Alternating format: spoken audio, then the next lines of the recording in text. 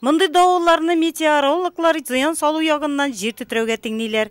Нурлатта уртача тизлектәге җил аяз һава торышыннан башланган көн көчле гарасат белән тәмамланды.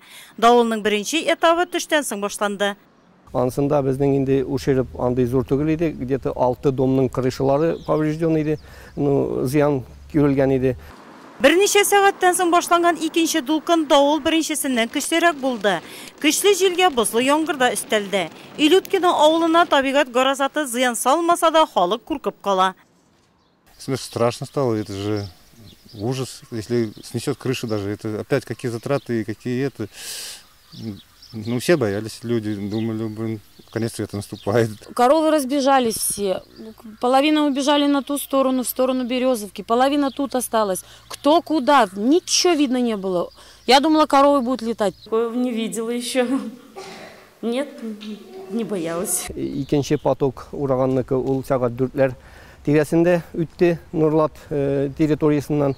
И анда инде безнең цылым где-то тагын шунарга степ 28 мына квартирный дом частично крышаларын түбәләренә зыян китерде. Ну, общий подсчет инде безнең санау где-то 2000 квадрат метрда түбәләргә зыян килде. Частный секторда безнең 2 дом, алар застрахованный домнар, аның собственниклары беген безгә килде, справкалар бирдек, алар Чулпан метеостанциясыннан тагын справкалар җыйдылар.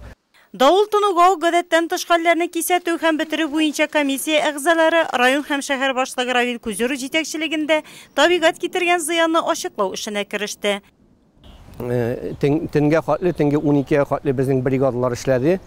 Һәм частично теге яңгыр булса да уже суны тымалап торырга без пленкалар белән тымаладык истән. Ну, где-то 10 домны кая повреждениялар әз иде, шифр белән япкан крышаларның башларын тымалап бетердек, 10 домныкын. Бейингесе көндә тоже эшләр иртәдән үк барыла. Бөтен домнарда почти бригадалар эшли, 6 бригада беген эшли, агыплар куелган. Ну, общий ушерб суммарныйга санаганда где-то район буенча 20 миллионнарга чыга. Бүген Нурлатта гадәттән тыш хәл игълан ителде.